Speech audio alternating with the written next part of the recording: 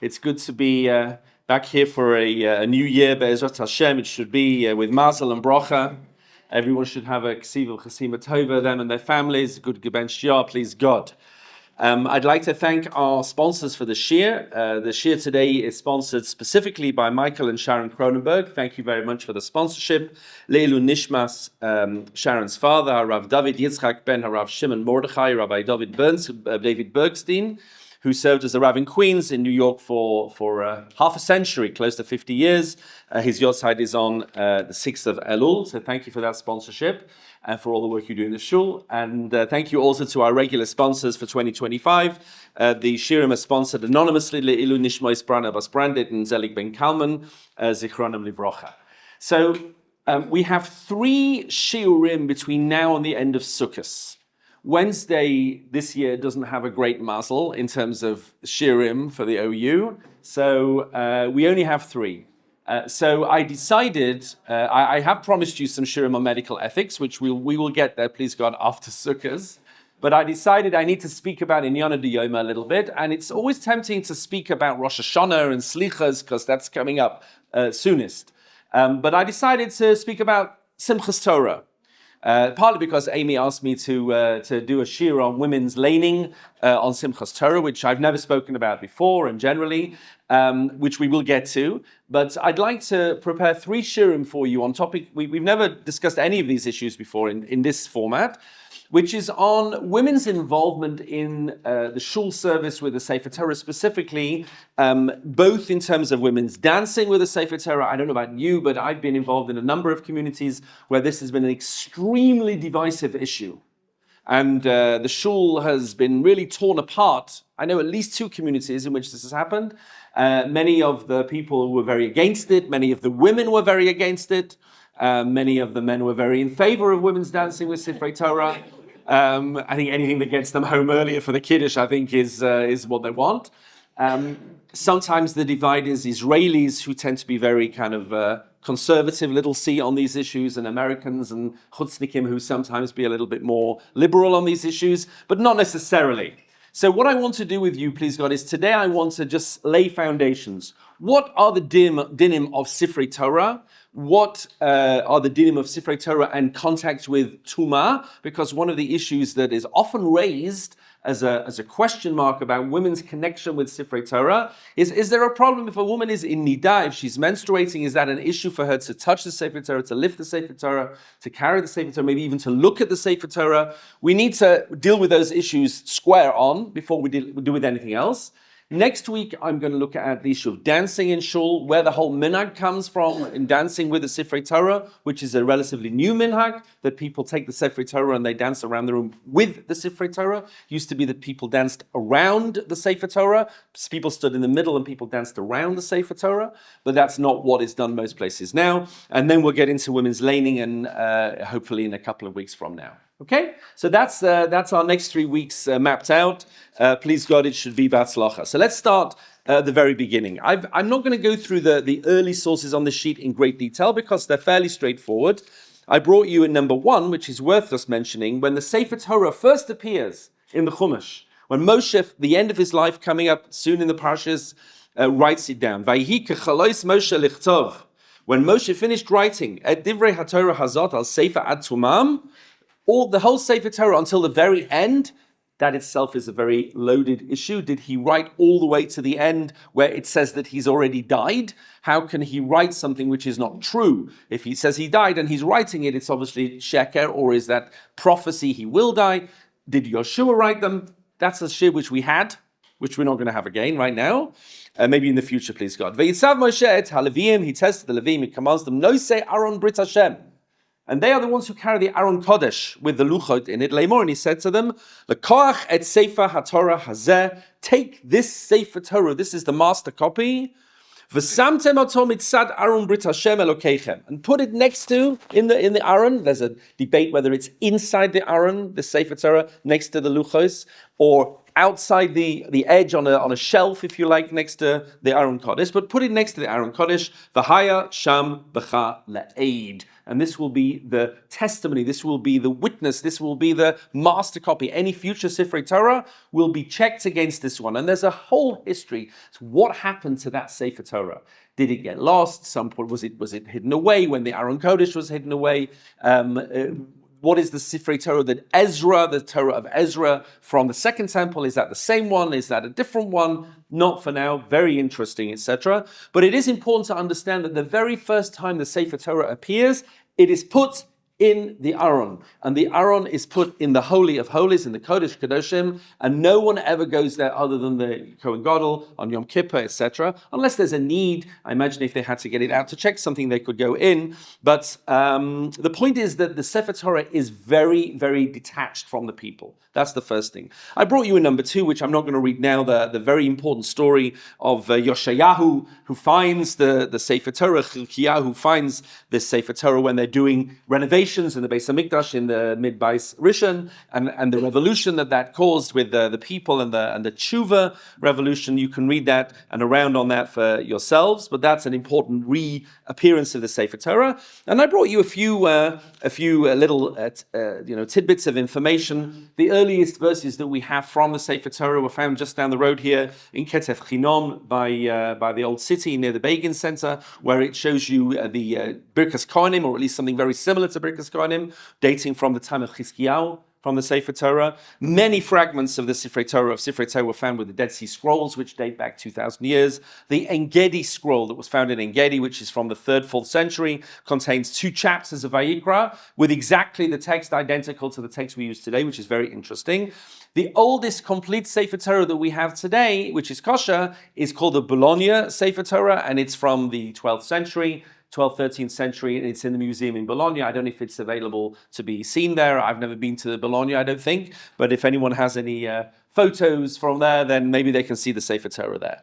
Now, in terms of the halachas of the Sefer Torah, so let's look at a few sources. Number 3 in the Rambam.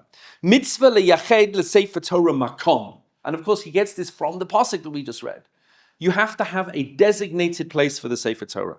It can't just wander around, which makes it interesting and surprising. And here I've tried to weave in things about Yom Kippur and Rosh Hashanah as part of what we're doing. Look in number 4, a surprising source. So the Mishnah says in Maseches Yoma, on Yom Kippur, when the Kohen Gadol read from the Sefer Torah, they didn't just take out the Sefer Torah and give it to him to read. Bala Kohen Gadol likrot. So the Kohen Gadol comes up to read, says the Mishnah. Chazan HaKnesset notel Sefer Torah. So the Chazan HaKnesset, these are all positions of authority in the temple, takes out the Sefer Torah. V'notno leRosh HaKnesset, and he gives it to the Rosh HaKnesset. V'Rosh HaKnesset notno leSgan, to the Sgan Kohen Gadol, to the deputy. V'Sgan notno leKohen Gadol, and he gives it to the Kohen Gadol. V'Kohen Gadol omed u'mekabel u'v'koreh. And the Kohen Gadol takes it and he reads. Why is it passed around? The Yerushalmi immediately comments here, how can you do this? How can you pass around a Sefer Torah like this? This is not the way to treat a Sefer Torah, to pass it from person to person. Number 5, says the Yerushalmi, B'chal atar, in every time you have dealings with the Sefer Torah, at Amar, you say, or he's saying to the Rav here, Holchin acha haTorah. People always follow the Torah. The hacha at Amar, and here you say, at Omer, Molichim et haTorah etzlan. The Torah is going to the people rather than people going to the Torah. How can this be? They are very, very choshev people. Okay? HaTorah mitaleh bahem. It's covered HaTorah for it to go to these people. Meaning, you're right, we would never normally hand the Torah around from person to person. It's not appropriate. In this case, these are the 4 leaders of the nation. You're allowed to do that. Interestingly, the people themselves brought Sifrei Torah on Yom Kippur. I hadn't really focused on this before. Look in number 6. Says the Gemara, after the Kohen Gadol had read, everybody brought their Sifrei Torah with them to the temple. And they read from the Sefer Torah,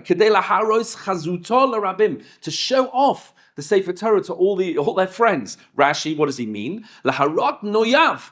How beautiful that Sefer Torah was. Shel Sefer Torah. V'tiferet ba'aleha shetarach lihitanot b'mitzvahs, meaning how proud they were that they'd have this beautiful Sefer Torah made, and it's a mitzvah because shene'emar zeh keli v'yanvehu, as we see a famous idea when the Jewish people went through the Yam Suf, this is my God and I will beautify him. Hitz'aneh lefanav b'mitzvahs lulav na'eh, if you're going to get a lulav, get a beautiful lulav if you can. Sefer Torah na, with a beautiful Sefer Torah, but klaf na, but yon na, belavla uman, by an expert scribe with beautiful ink, with beautiful klaf. Umi erev Yom Kippurim hiviu sham, and they brought them on erev Yom Kippur. Why do you need to know that? Because there's no eruv in Yerushalayim on purpose then, and the Yom Kippur, of course, has a din of Shabbos. You can't carry on Yom Kippur. Anyway, they brought their Sifrei Torah. Interestingly, this was an exception to the rule as well. They had their Sefer Torah there, but they brought it there to read. Interesting. I don't know what this looked like in the Azara. All of a sudden, this feels a bit more like Simchas Torah to me. Everyone's opening up Sifrei Torah, reading. Maybe there were little Sifrei Torah, but this was a minhag that they had that people brought, and it was a one-off thing, a special one-off thing for Yom Kippur. Shulchan Aruch number 7. Bnei Adam hachavushim bebeis asurin. If there are people who are imprisoned, Jews who are in prison. Now, today, Jews who are in prison are usually in prison because they're crooked or they committed crimes. And we're not particularly sympathetic to the fact that they say, well, I need to learn from a Sefer Torah. Well, if you needed to learn from a Sefer Torah, why did you end up in prison? Okay, fine. In those days, we're talking about someone who was captured, a hostage, who's held by non-Jews in a prison. And they say, you can bring in a Sefer Torah if you want to the prison. Fine. We don't allow you to bring a Sefer Torah to the prison. Because why? Not because we're not sympathetic to the prisoners. These are prisoners who didn't do anything wrong. But because we don't schlep around Sifrei Torah. You don't move Sifrei Torah around. Says the Ramah, V'hainu dafke b'shas hakriya levad. If you're just going to read it, aval im mechinim lo Sefer Torah yomo yomayim. But if you're going to actually make it a keva, if you're going to make an Aron Kodesh and set it up, Kodem, beforehand, mutzah, then you can do that. Meaning you have to have something which is more kavua, something which is more fixed. You can't just have Sifrei Torah wandering around. Ve'imhu adam choshev, and if he's an important person, b'chol inyan shari, then you can do it, because we saw on Yom Kippur, you're allowed to make an exception for important people. Now, we're going to have to plug all of these ideas into, well, what do we do on Simchas Torah? And then when, let's say, the women of the community say, well, we also want a Sefer Torah, how do these ideas play in now? You might say, well, our women are even more chashuv than our men in the community. You could say that. Is that the relevant analysis? We'll get to that, but not really today. And the underlying reason, the Mishnah Berurah reads down again, number 8, is we go to the Torah. The Torah doesn't come to us. So number 9. Again, I said I'd do these quickly. We'll slow down in a few minutes. Einat tzibur rishayim letzed mi bet hakneset ad sheyitzinu sifrei Torah. So you're not allowed to Sefer Torah. You're not allowed to leave shul when the Sefer Torah is still out. You're meant to stay in shul until they put it back. So it says the Ramah, mihuim einam yotzim rak yachid leislamba. Meaning it's not that one individual can't leave. The shul can't just leave to go somewhere to a kiddush or something like that, and the Sefer Torah is left there on its own. And then he says, if you're taking it to another home, then another place. Well, let's read it. Im atznina Sefer Torah b'bayis acher. If you are putting it in like to a shul next door. Im eile beis hakneses ele pesach achad tzrichin lehitzakev ad sheyetzeh Sefer Torah. So if there's only one exit, you have to wait. You follow the Sefer Torah. Let that go out of that door. And you follow it to the place where it's going. Always follow the Sefer Torah. If there's another door and it's not going out of the other door, fine, so you can leave from the other door. It's not an insult. You can go out of the other door. But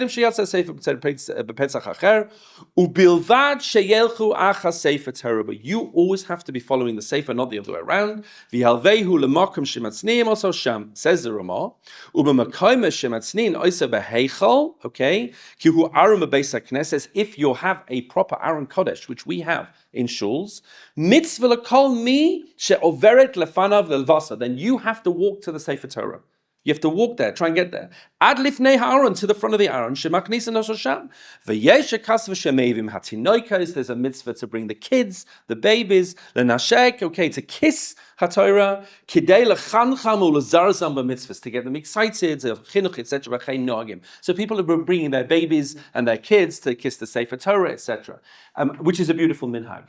I find these days in some shuls in Israel, things are so hefka that people just walk in the middle of the service right up to the Aron Kodesh with the kids, open up the Aron Kodesh to show the kids the Sifrei Torah. Maybe it's just the British in me that is thinking like what is going on here? The whole shul feels like it's a summer camp. But and then of course the kid runs around the Aron Kodesh and there's all the grumpy old men sort of frowning. I'm one of those people, okay, right? Frowning. In one shul in London, which will remain nameless, they actually rope off the area up to the Aron Kodesh with a big sign that says "No entry," okay, which is very interesting, which is maybe a touch unfriendly, but nevertheless. Okay, fine. So how are you allowed to walk the Sefer Torah around the shul? Meaning we take a long route around the shul. Who says you're allowed to do that? Says Rav Avadia Yosef has a tshuva on this. Number 10. Look at what he says in Yalkut Yosef, in his sefer actually, not the tshuva. Everyone from the community should go up to the Sefer Torah, to kiss it, biyadav, or piv, mouth, hand, etc., etc. You shouldn't bring the Sefer Torah, the person with the Sefer Torah, you shouldn't be leaning over with the Sefer Torah for people to kiss it. They come to it doesn't go to them. Fine. And you're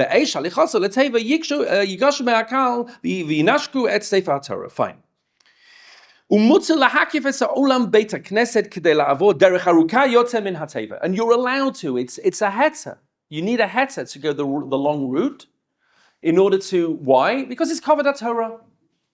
It's not demeaning to the Torah to take it around. Not everybody has to run to the Torah. So then it reaches that you raise the question, which we're going to talk about next week. In some shuls, a minhag has developed, and one of the shuls in London did this for a while, that the men would carry the Sefer Torah around the shul for the other guys to kiss it and hand it over to a woman in the Ezras Noshim.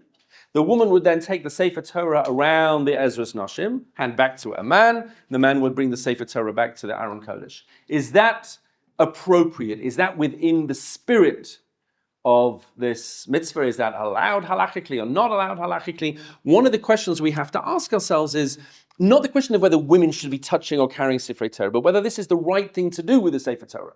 I don't have a clear answer on that. You might turn around and say, well, now that we take the long route, which is covered at Torah, so this is just the longer of the long routes, and it's more covered at Torah, that the women want to kiss the, or you might say, no, it's enough already, we go this far, we shouldn't be schlepping out that far as well. I don't have a clear answer. The Zohar is very concerned about moving a Sefer Torah really anywhere. Look at number 11 at the top of page 3, says the Zohar, Amar Rabbi Elazar, Hi the Amru Chavraya, the group with Rabbi Shimon Bar Yochai that are learning the Zohar, says Galusa the Sefer Torah afilu min bei knishta lebei knishta achera asir. Golus, exiling if you like a Sefer Torah even from one shul to another, you're not allowed to do that. V'kol shekein lebei rechav, all the more so into the street.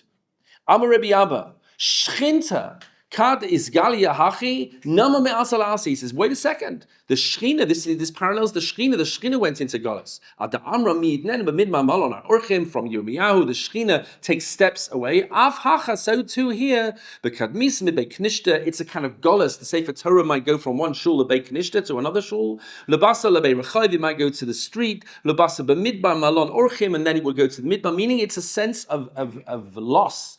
It's a Galus. It's a kriya almost. The Sefer Torah is getting further and further away, like the Shechina is getting further and further away. Amar Rabbi Yehuda said, Bnei Bavel mistafu. The Bnei Bavel, the people in Bavel, were very scared of this mitzvah. V'loi ka'avrei afilu mibei knishta lebei knishta, kol shekein. They never moved the Sefer Torah even from one shul to another. And in case you don't realize how strict some poskim have taken this halacha to be, Rav Yaakov Emden objected very strongly to taking a Sefer Torah to a shiva house. At all. Even if it's there for days. Says that's not how it works. The people will daven in the shiva house, and then when it comes to Kriyas HaTorah, they'll all come to shul, and they'll read the Sefer Torah in the shul. You shouldn't be leaving a shiva house. Yeah, but that's better than schlepping a Sefer Torah to the shiva house. Who takes a Sefer Torah to another house? We don't do that. Now, that's not the minhag, as you know. We do take a Sefer Torah. There is a commonly held perception that as long as you read from it 3 times, then that's okay. That is a little bit of a myth, Okay, and I brought you somewhere in one of the footnotes, Rav Avi Zivatovsky has one of his myth-busting long essays where he says it's not correct. In Elizabeth, that's what we did. We didn't bring it to the Shiva house unless it was 3 times. Right, that's what's commonly done, but Rav Yaakov Emden said you shouldn't do it at all, which is very interesting. Or rather, sorry, that was the Ksaf Sofer, not Rav Yaakov Emden. Rav Yaakov Emden didn't like bringing a Torah to a Shiva house because there were little babies there and diapers and all sorts of things. It's just not appropriate for a Sefer Torah to be in a Shiva house. Also, I brought you Rav Waldenberg. I didn't bring you the whole Tshuva. Rav Waldenberg was very critical of people who do bar mitzvahs at the kotel, and they have a minyan, and then somebody runs off and brings the Sefer Torah, which is what everybody does. He says, that's not how you do it. What you have to do is you have your minyan, and then the minyan has to go to an Aron Kodesh together or at the very, very least, the whole minyan has to go, pick up the Sefer Torah, and bring together with the whole minyan the Sefer Torah. Not just one guy, we need a Sefer Torah, like you need something from, Rami Levi. Someone get a Sefer Torah. No, that's not how it is. It has to be very, with a lot of covered, etc. We'll get to the women at the wall. Okay, don't worry, we'll get there. This is all part of the discussion. Rav Avadi Yosef has a tshuva in number 12, which I'm not going to read out in detail, but he's asked about hakafot shnius. He says it's one thing on Simchas Torah when we dance around and we take out all the Sifrei Torah, but that's at least to read them. We read them. So you could argue, it's just a long route to reading them. That's why there are the minhag to read one Sefer Torah. Right. No, we don't read more than that. But what about hakafot shnius, when they just take a Sefer Torah off and out into the street to dance with the Sefer Torah on the night of Motzei Chag? No one's reading anything. By the way, one of the reasons for the people justify the minhag of laning on the night of Simchas Torah, which is very strange. When do we ever lane at night? Al pi Kabbalah, there are real problems laning at night. Why do we lane at night on Simchas Torah? To justify taking out all the Sifrei Torah and dancing with the Sifrei Torah. It's kind of ex post facto. Now that we've taken them all out, how pasnish that we don't read from them? But on hakafot shnius, no one's going to read anything. It's a chutznikim. I never even thought of them, but maybe, except the chutznikim. You're right. But hakafot shnius in Israel, they don't take the Sefer Torah to the chutznikim. Israelis all over Israel do hakafot shnius.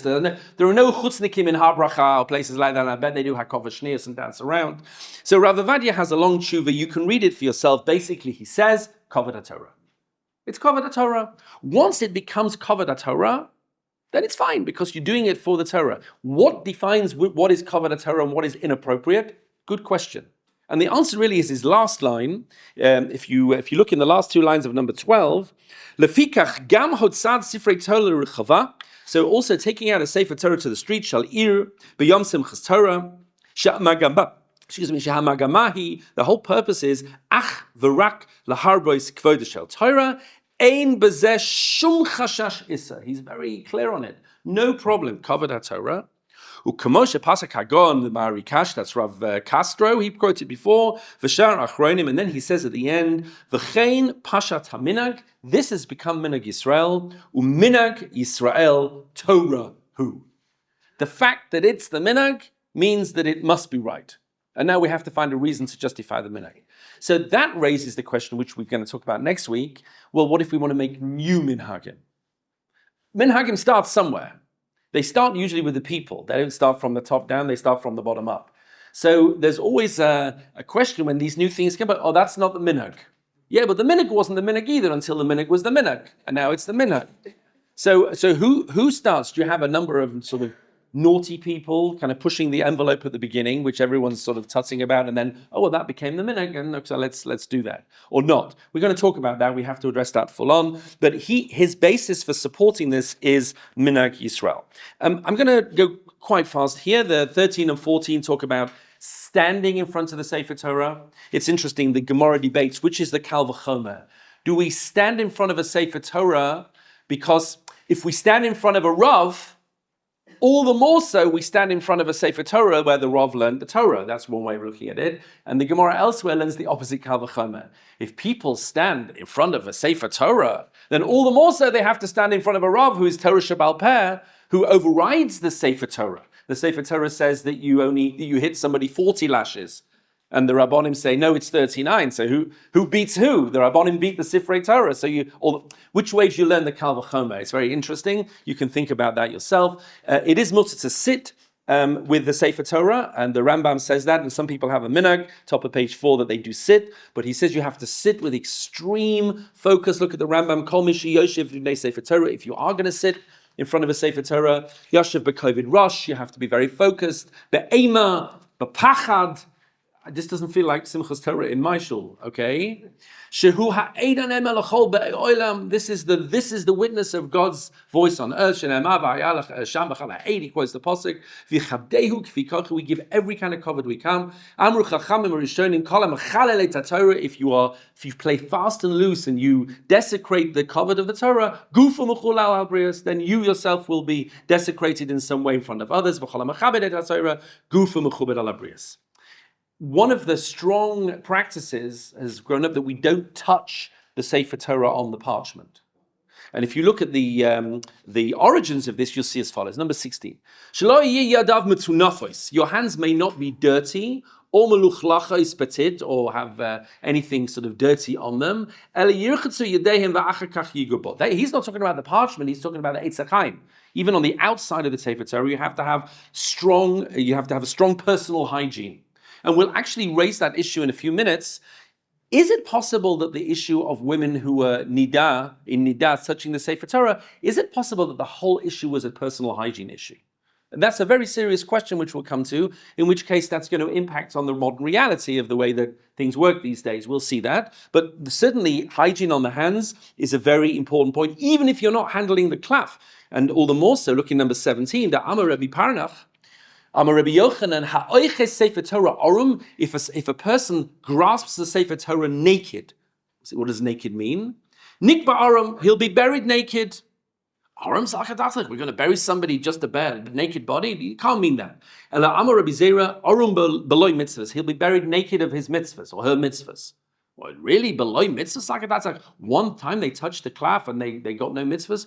No, Ela Ema, you have to say, orum below oisa mitzvah. You lose any mitzvah that you're trying to do with the Sefer Torah, whether it's Hagba, Glila, reading. If you touch the scroll itself, then you any schar, any benefit, any reward that you were thinking about for that mitzvah, it's gone because it's been overridden by the inappropriateness of the way that you've held the Sefer Torah. And the Shulchan Aruch Paskins, asalach Sefer Torah orum below mitpachat. You need and of course the Sfaradim have those little handkerchief things hanging from the top of the Sefer Torah, partly so that when they need to move the Sefer Torah around, because the Sfaradim they don't have an Eitz Chaim in the same way, they do it with the mitpachat, etc. Ashkenazim have, the Eitz Chaim to roll in, they don't need to touch it. So touching a Sefer Torah is a major no-no. There is a one view that arum means, I brought you some sources in 19, arum might mean that the person has to wear a talus every time they touch or interact with the Sefer Torah. Arum might mean the person, not the klaf is arum, but the person is not dressed properly, which raises the question again, if a man you can't handle a Sefer Torah without wearing a talus, so should we be giving it to anyone without wearing a talus? So you're going to say, well, give the woman a talus and she'll wear a talus as well. Okay, I don't think that's what was going on here, but that's not the halacha. The halacha is arum means the actual parchment itself. So all of this is by way of introductions to how seriously we take a Sefer Torah. And I just want to mention to you that Rabbi Menachem Schrader, who many of you probably know, he was one of my rabbonim in HaMivtah many years ago. I found he has a shir online on women dancing with Sifrei Torah, and his main focus in that shir is the points that we've made so far today, which is that it's not about women per se, it's not about the technical issues of nida and tuma, which we will deal with now. It's much more about how are you handling a Sefer Torah. We shouldn't even be doing what the men do now. It's problematic, even more so to spread it. But I'm not saying that's the only way to look at it, but it's an important way to look at it. And I actually saw him at a wedding a couple of nights ago, and I mentioned it to him, and we discussed it a little bit. Yes? In addition to the respect, there's a secondary thing that if you touch the parchment, it's not going to last. Correct. It damages the parchments, and even brushing it with tzitzis is not good for the letters, etc., etc. Okay, fine. Let's now talk about Tuma. This is fascinating, and it's going to bring us to areas we haven't looked at before. Says number 20, Asara takanos tikkun Ezra. So Ezra was mataken 10 things. When Ezra brought the Jewish people back to the land of Israel, he made 10 takanot, and I'm looking at one of them specifically. Tikken tefila lebale krim.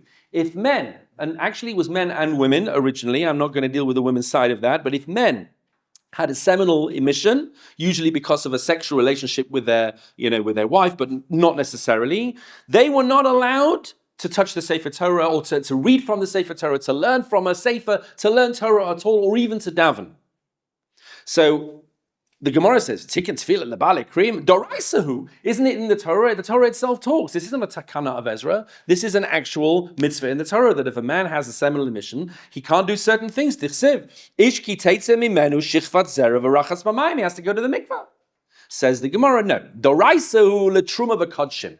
On a Torah level, the only thing that a man is restricted from doing if he has a seminal emission is eating kodshim, eating truma if he's a Kohen, eating kodshim if they're going to the Beis HaMikdash.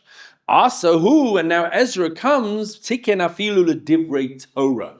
A new thing, these men are not allowed to learn Torah because they are Baalei Kriyan. Now why? Why would he be attacking that? So if you flip over the page to page 5, so there are two reasons. This is already in the Mishnayos in Brachas. So, one of the first things, if your little boy starts to learn Mishnayos and they start him in Brachas, one of the first thing he comes head up with in Brachas is this issue of a Valkyrie and what he can and can't do, which is sometimes a bit awkward if your kid's quite small, but you have to navigate that. Ezra was concerned about a couple of things. He was concerned that the men would be overindulgent sexually, and that would distract them from holier things that they were doing during the day. Not holier, let's not say holier, but other things. And also they would be unreasonably demanding on their wives. And it could be because of the general status spiritually of the people when they came back from Bavel. They were in a pretty bad state. And Ezra said, look, these guys, they need kicking into shape. So he said to them, if you're going to have a sexual relationship with your wife, then you're not going to be able to daven. And you're not going to be able to learn until you've been to the mikveh. And what he was hoping is they would just tone down on the intercourse with their wives, if you like, so they wouldn't be. It didn't work that way. Half the men basically said, you know what? So I won't daven and I won't learn. It'll be fine, because they couldn't be bothered to go to the mikveh. So it backfired completely. You had a group of men who just stopped davening. And the other group said, something, it is a bit of a pain, so I won't be with my wife. We'll just, they abandoned their wives and they just daven and learn, rather than go to the tircha of the mikveh. So the whole thing basically backfired in both directions, okay, which says a lot about human nature, and therefore they cancelled it. It was at a certain stage cancelled according to, many Meforshim. We'll talk about that in a minute. But it was very clear that this was only for Baalei Kriya. Baal Keri, not Baalei Kriya, read from the Torah. Baalei Kriyim, okay. Number 21, look in the Tosefta. It says, but what about other people who are Tameh? What about other people who are Tameh? Is there a problem with Tumah? And the Mishnayos and the Tosefta here wants to go out of its way to emphasize, this is not a problem of Tumah. It's a problem which was an external problem that we wanted the guys to be a little bit more detached from their wives in order to learn, etc., etc. Look at what it says in number 21. Hazavin, a man who is a zav. A zav is a more serious tumah than Baal Keri. A zav has an actual disease. He has to keep shiva nekim, etc. Hazavos, and women who have a zava, as opposed to a nida. A zava is a woman who experiences uterine bleeding not at the right time of a menstrual cycle. The hanidos, in a woman who is having a regular menstrual cycle. The hayolados, in a woman who's just had a baby, who is tamei, 7 days for a boy, 14 days for a girl, etc. Mutarim likros b'Torah. They're allowed to read the Torah. Ulashanos b'Mishnah, and they're allowed to learn oral law. B'Midrash, u'b'halachas, u'b'agadas. There's no restrictions on them whatsoever because they're tamei. U'baalei kriyin asurim b'kulam. But the men who are Baal Keri, for the reasons we just discussed, it's a completely ring-fenced separate thing. But if a woman is a nida or a zava or yoledes or a man is no restrictions whatsoever. By the way, in the back door, this is a very interesting, very early source that there's no restriction on women learning Torah Sheba'al Peh. I mean, the Gemara is not, the Tosefta is not talking about that issue here, but it says quite sort of nonchalantly, if a woman is a zava or a nida, of course she can learn Mishnayos and learn Gemara and da. Oh, you mean she can learn Gemara? Oh, well, that's interesting. So this is an interesting source on that. But why is a regular person who is tamei not restricted from learning Torah? Because number 22 gives a source in the Gemara, Tanya Rabbi Yehuda ben Beseira, Haya Omer, Ein Divrei Torah Makablin Tumah. Because Torah is not susceptible to Tumah Shnei Amar, Pasuk in Yirmiyahu, Halakoi Divarai Ka'esh, Divari Ka'esh, my words are like fire, Nu'um Hashem, and fire is not Makabel Tumah. Ma Eish Einu Makabel Tumah, Af Divrei Torah Einu Makabel Tumah. By the way, Rabbi Yehuda ben Beseira also disagrees with the whole takana on the Baal Keri as well. That's a separate issue. But the halacha is certainly like Rabbi Yehuda ben Beseira when it comes to other Tameim, and therefore the Rambam Paschas number 23, Kol HaTameim, anyone who's tamei, afilu nidas, whether a woman who has tumas nida, afilu kuti, even a non-Jew, and all non-Jews, according to at least this din, have a din of tumah of a zav derabanan at least. Mutarim la'achoy sefer Torah. They're all allowed not only to learn Torah, but to grasp the sefer Torah, to hold the sefer Torah, and to read from the sefer Torah. She'ein divrei Torah makablin tumah. There is no prohibition because of Tumah for any of these people to hold the Sefer Torah. And the Shulchan Aruch Paskin is that way, number 24. Kol HaTamein, anyone who's tamei, afilu nidais, whether the woman, even if the woman is actually menstruating, mutarim la'achos b'Sefer Torah likros bo. She can hold the Sefer Torah, she can read from the Sefer Torah. So that really could be the end of the shir, almost. Everyone agrees la halacha that this is the case. That halachically a woman, even if a woman is a nida, is allowed to hold a Sefer Torah, to grasp a Sefer Torah, because ein divrei Torah makablin tumah. But we're going to go on to see right now that there are other minhagim not like this. Just in parentheses, what is the halacha now for a Baal Keri? So most of the Rishonim, or many of the Rishonim at least, say the whole thing was cancelled and they don't have to go to the mikveh before they learn and they daven. Some Rishonim hold it was only cancelled for learning but not for davening, and they still have to go for davening. And other Rishonim hold, well, they don't have to go, but it's a good idea to go. And actually there are many Hasidim that go every morning to the mikveh, including on Shabbos, for partly for Kedusha and trying to kind of get themselves ready for Tefillah, but partly according to those Rishonim that hold that a Baal Keri is still not allowed to daven until he's been to the mikveh. There are Rishonim like that, and therefore those people who go to the mikveh are being choshesh, if they're being concerned for that opinion. But now it's mostly Hasidim that do that, but not only. Okay, Ad Kan, the basic halacha. Yes, sir. 15. What's the point of going to the mikveh before going to the cemetery? Oh, good. So that is completely not related to this. That is Al Pi Kabbalah. A cemetery is a place which is very tamei. It's almost two opposite things. You go to the mikveh before going to something which is Kaddish, before the Beis HaMikdash. The Beis HaKfaros is the most opposite thing to Kedusha you could possibly imagine. It's a Mokum Tumah.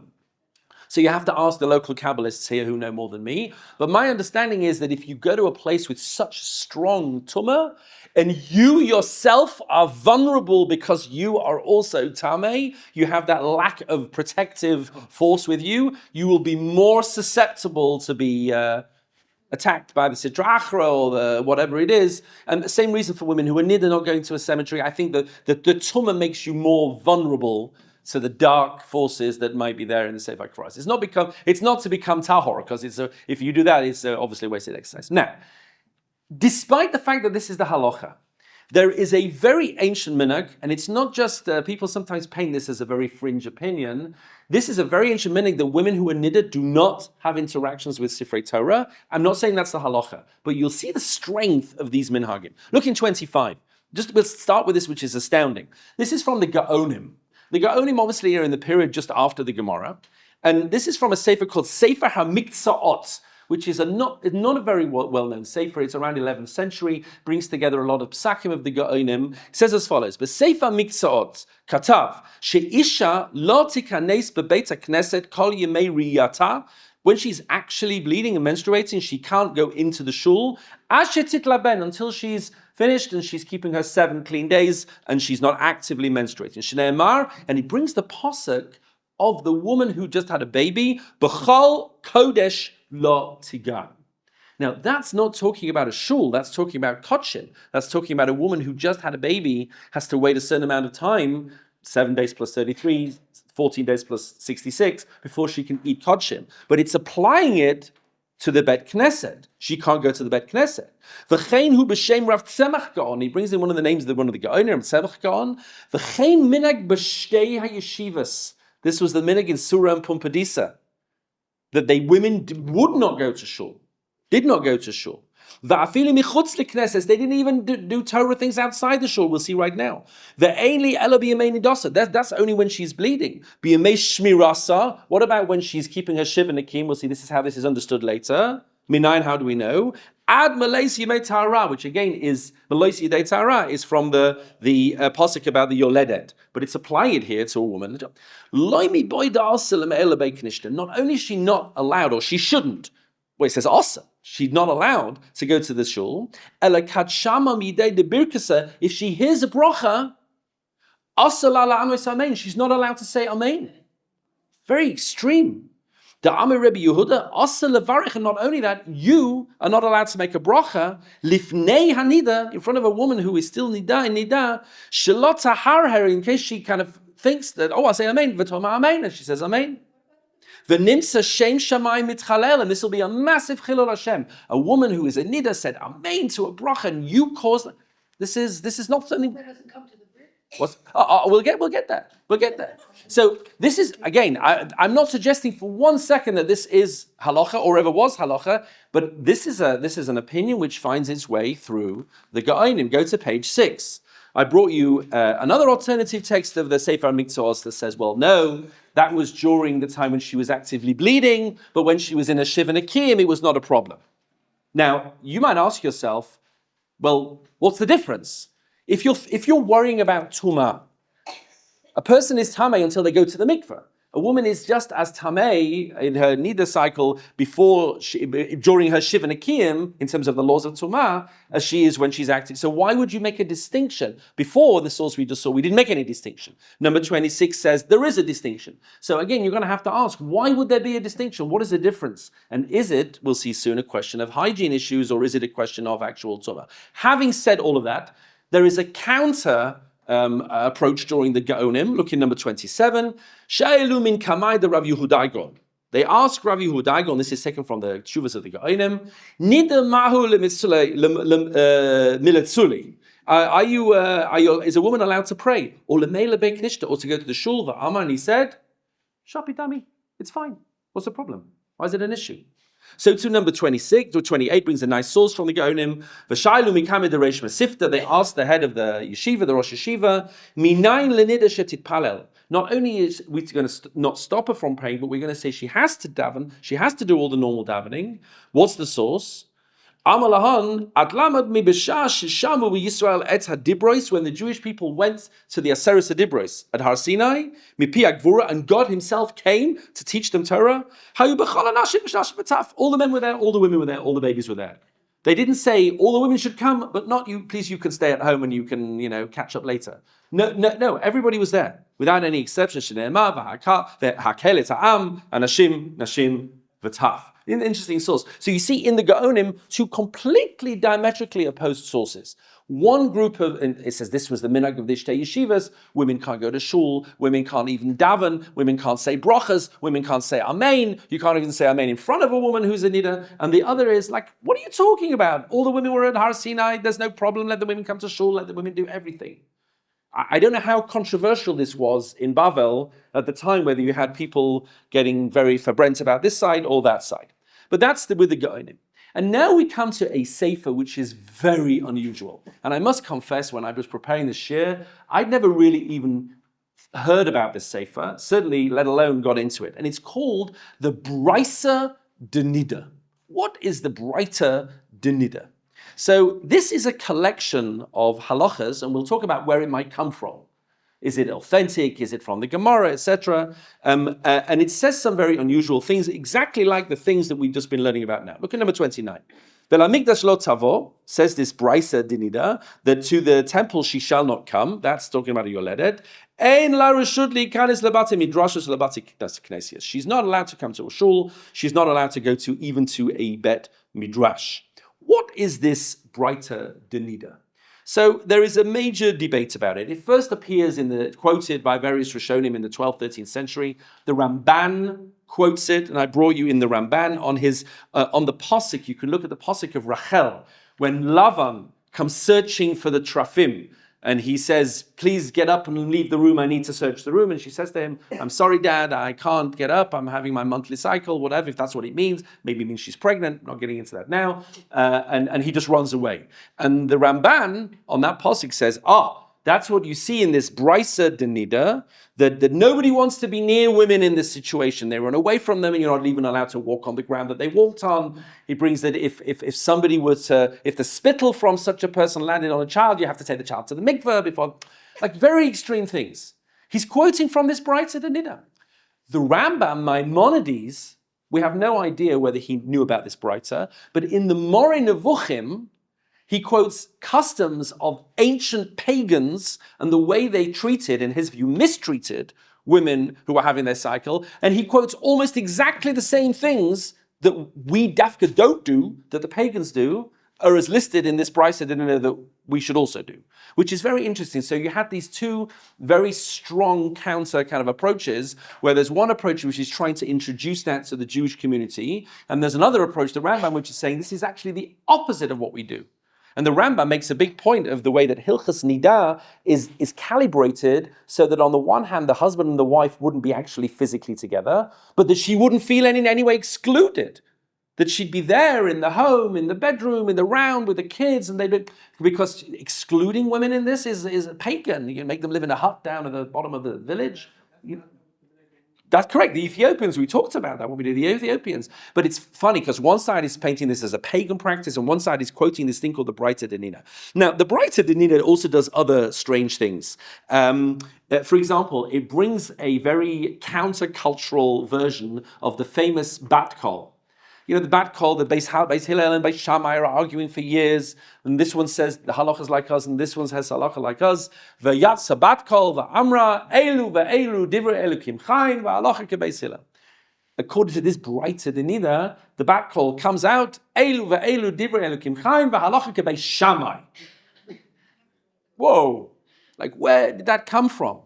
According to Professor Shaul Lieberman, this was an antinomian, anti-halachic sect that was trying to kind of infiltrate into Judaism. There are some that thinks it was a Karaite forgery, like a piece of Karaite propaganda. It's very, very interesting as to where this Breita Nida comes from. In case you are interested in learning more about it, I brought you at the bottom of page 6 everything I could find in the amount of time that I had to find it, about 4 or 5 different websites, a couple of articles, and apparently the way that the person who has the most to say about this wrote in 2014, but he wrote in French. So if your French is not up to it, then you might not be able to get very far on that. But that's the Breita Nida, and he's quoted.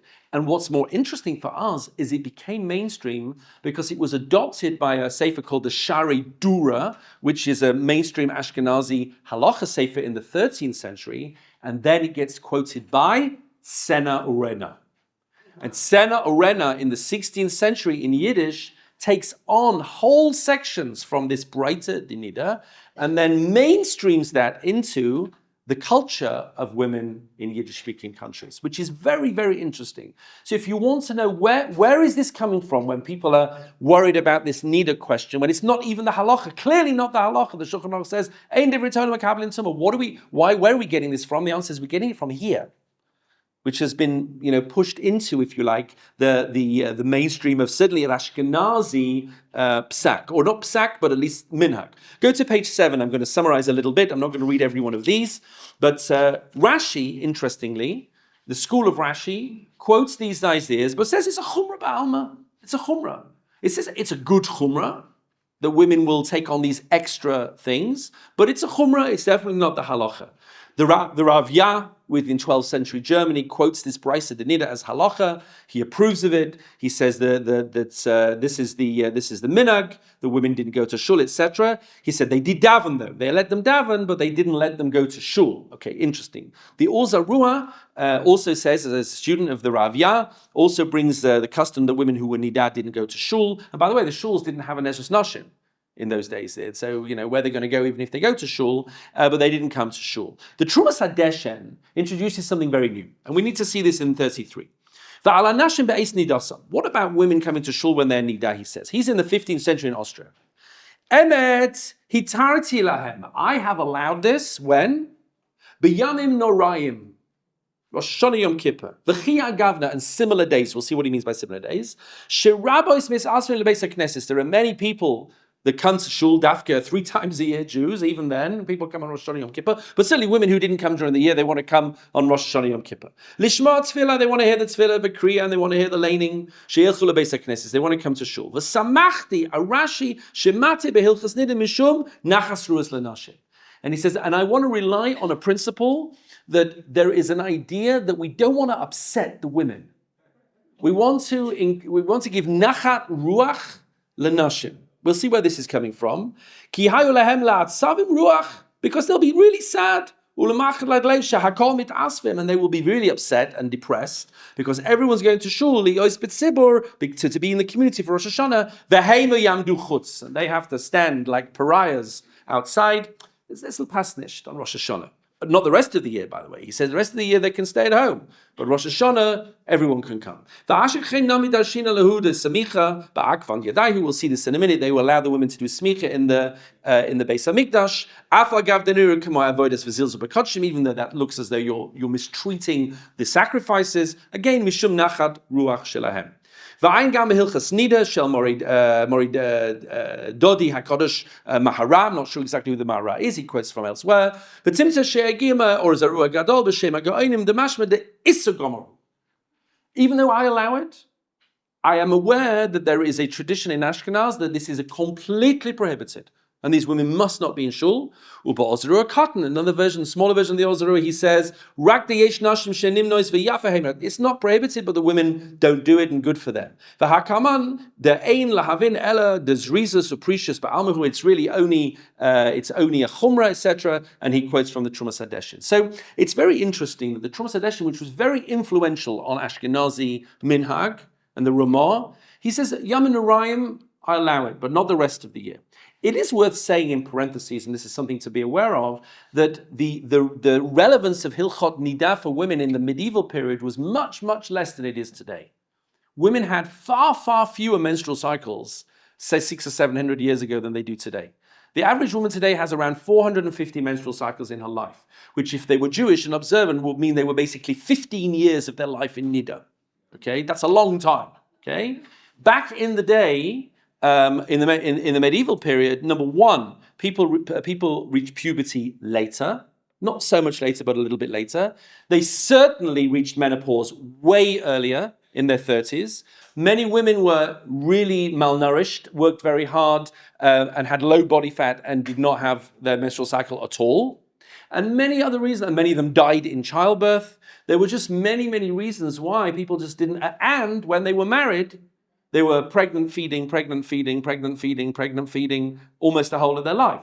So how many cycles are they even going to have between all of those factors? So actually, when you say this to people, they think like, that's strange. Why has that changed? But it's changed radically. So it wasn't as relevant as you might feel it is today, but there are these two ideas that are going side by side. The Gemara in number 34 brings the source of the Nachas Ruach. Just look at it briefly. Amar Rabbi Yossi, Sachli Abba Elazar. Abba Elazar, Father Elazar. Interesting, father was a title they gave also to Rabbonim. I mean, now it's just priests, really. They're called Father Patrick. Okay, but Abba Elazar. So Father Elazar said, Pam achas hayalanu egel shel Sifrei shlamim. There was a family korban in the Beis Hamikdash, a shlamim, and they took it to the Ezras Nashim for the women to do smicha. There was a halacha to do smicha on the korban. You put your hands on the korban and you transferred, if you like, yourself into the korban. Smicha is an obligation for men. But here they took it to the women. Not because we hold that women are obligated in smicha. It was a family korban. The women were grumbling and complaining. Hey, what's going on? This is our korban. Why are the men doing smicha and we're not doing smicha? So the answer is, you know something? Why have a fight about something that doesn't need to be a fight? Take it to the Ezras Nashim. Let the women do smicha and shalom OUisrael. Now that's very interesting. How far do we take that? Meaning we don't want to make trouble when you don't need to make trouble. Why make a whole sector of the community unhappy when you can give them nachas ruach? It's not even technically also. On the other hand, maybe this is different. They were really the family of the korban. It's not random women. It's not just a community. So this could be a really strong justification for women doing the Torah. It's certainly a major factor, and we're going to talk about it. That there is an idea that when something is not prohibited, why cause so much upset by prohibiting something which is not prohibited? On the other hand, there has to be a limit. We're not going to just let everyone do everything because we don't want to cause trouble. So there are all of these different ideas going through. Let's just skip to the chase, page 8. I brought the Eger, the Sifrei Eger says, by the 15th century in Germany, he says, something, the women all do go to shul. But they don't look at the writing of the Sefer Torah when they do Hagbah, if they nida, which is very interesting. We'll see that finds its way into the Shulchan Aruch as well. Look at number 36, the Bet Yosef in Spain. Bet Yosef says, I don't know what's going on with all this Ashkenazi stuff with the nidas and all that. And he says, the Hashta Nashi Didan, the women where I come from in Spain, he says, I never heard of women not coming to shul, any women. All our women came to shul in Spain, he says. Because of Rabbi Yerucham, Shira, Nashim, and Nashim, Toim, and not only that, he saw the people making a big mistake. They were applying the laws of Tuma from the Beis HaMikdash to women not coming to shul. He said, I heard about this. And he said, and it's a minhag tasu, and it's a complete mistake. You have to stop it. There are these wrong, incorrect minhagim which are taking people into this place where they're comparing the shul to the temple, and it's not the same thing at all. Bottom line, the Shulchan Aruch rules in number 37, like I said, that all Tameim are able to handle a Sifrei Torah. There's no prohibition on going to shul and davening, etc., etc. Let's just pick it up with the Ramah, because the Ramah is the Ashkenazi psak. If you look here in the third line in number 37 towards the end, there is a view that a woman, when she is having her actual menstrual cycle and bleeding, she shouldn't come to the Bet Knesset, or even daven, or even mention Shem Shemaim, or ligaba sefer, or even touch a sefer. Here he means a sefer Torah. Does he mean others for him? And the other view is that is completely permitted, and that is the main view. So it's interesting that the other very restrictive view still made it into Shulchan Aruch as there are those people who do that in the Ashkenazi community. Yes? According to that, what about making Birkot and Nida? Okay, good. So they didn't do any of it, according to this other view. And that was stamped later on. They came, no.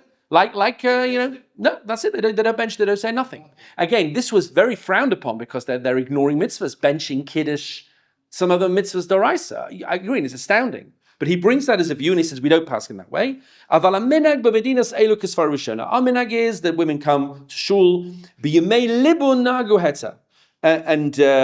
sorry, the other way around.